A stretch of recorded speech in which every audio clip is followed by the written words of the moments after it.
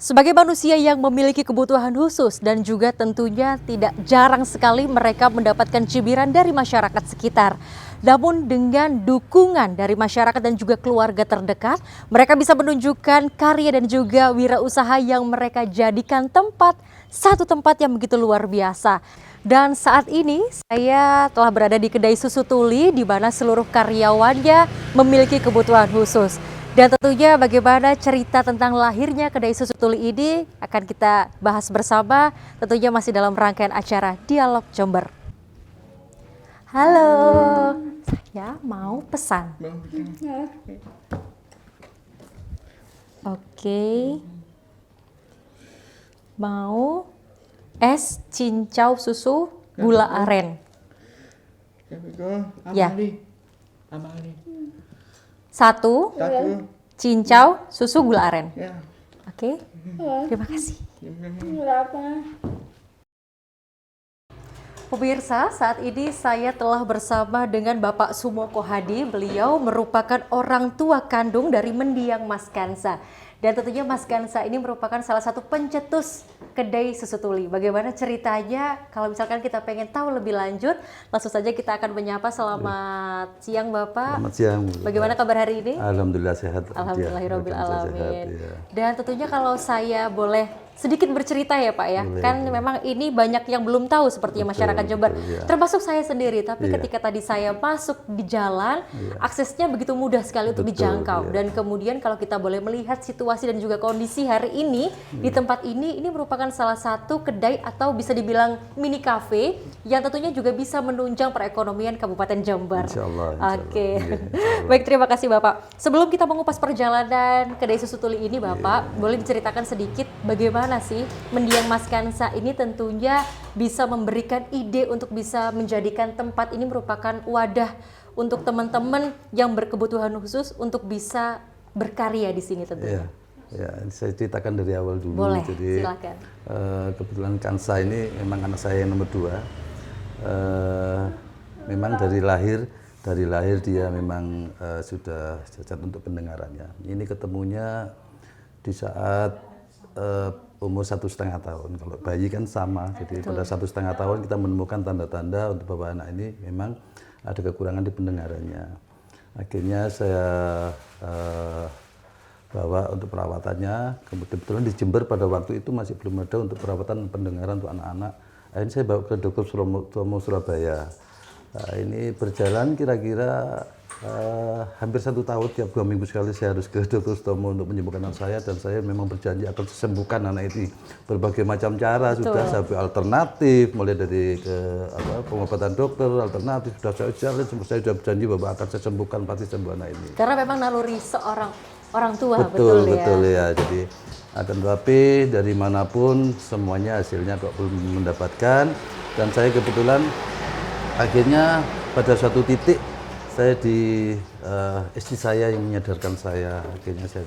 Akhirnya saya sadar bahwa istri saya menyadarkan, melalui istri saya disadarkan bahwa ini adalah sudah kehendak Tuhan. Ini adalah takdir Allah. Akhirnya saya terima kenyataan bahwa anak saya memang dalam keadaan pendengarannya kurang. Dari semenjak itu akhirnya saya sudah berubah haluan. Saya sudah harus mulai mendidik anak ini ke arah yang dalam kehidupan, dalam keadaan kondisi dia memang sudah dalam pendengarannya kurang. Saya kira dari agama pun, khususnya agama Islam, saya kira yakin bahwa anak itu adalah titipan Allah. Dan saya sebetulnya harus berbangga, saya dipilih oleh Allah Subhanahu wa Ta'ala, dititipi oleh anak untuk mendidik anak ini karena saya dipercaya. Itu yang membuat saya semakin semangat lagi untuk mendidik anak saya untuk menjalani kehidupannya. Akhirnya berjalan waktu dia tumbuh, dan saya ada satu yang dikasih tahu oleh seorang dokter di Surabaya pada waktu pengobatannya itu, Bapak harus bersiap-siap nanti bahwa anak Bapak kalau sudah besar nanti akan menanyakan kenapa saya seperti ini. Akan tetapi Pak, ada cara supaya anak Bapak tidak menanyakan hal itu, yaitu dengan cara Bapak jangan dipingit anak ini. Dari situlah dia mulai dari kecil SD, anak ini saya lepas. Artinya bukan lepas dari pengawasan saya, tapi saya ajak kemana aktivitas saya, selalu saya ikutkan. Di mana ada aktivitas kegiatan, saya ikutkan, terutama di kampung. Akhirnya dia tumbuh dengan dewasa, secara dewasa dia menjadi orang yang sangat sosial sekali di kampung sini. Di kampung sini dia itu sangat sosial, sangat hormat sama orang tua, tidak memilih teman. Dia semuanya ditemani, mulai dari anak-anak sama orang dewasa sampai orang tua, dia sebagai teman, dia dianggap saya semua. Jadi artinya apa? Dia sudah mentalnya sudah bagus, mentalnya sudah bagus, jadi dia sudah tidak menganggap dirinya berkekurangan. Nah, akhirnya bahkan dia itu pada waktu saya kecil dia menjadi anggota pengajian di kampung sini, jadi anggota yang paling terkecil. Dia juga gabung dengan orang tua, artinya mentalnya sudah bagus. Begitu pun dengan kegiatan-kegiatan sosial yang di sini, di kampung khususnya ya, karena ini memang saya lepas tapi khusus di kampung, tidak kemana-mana. Ada kegiatan 17 Agustus, dia satu di depan. Ada kegiatan untuk misalnya kematian, dia juga ikut andil, pasti akan di depan juga. Itulah Kansa. Itu mungkin hasil didikan saya, mungkin saya lepas, memang akhirnya dia mentalnya sudah bagus. Dia sudah menjadi orang yang sudah tidak merasa berkekurangan. Itu awalnya untuk Kansa. Jadi ya itulah Kansa.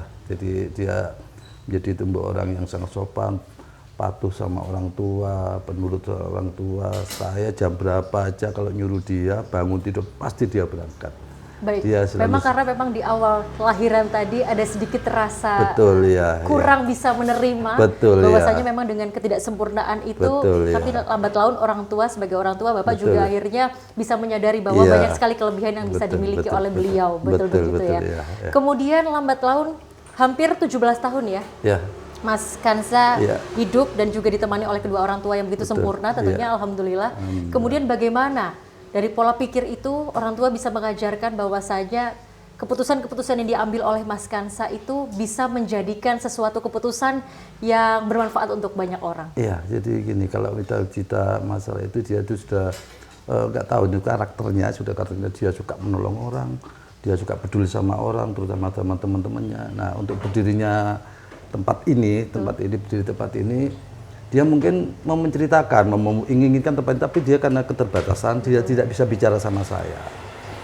Nah, satu-satunya jalan, dia harus menunjukkan suatu tempat real, yang bisa saya lihat, oh ternyata seperti ini. Nah, kebetulan pada suatu saat saya pergi ke Jakarta, sekeluarga saya ke Jakarta.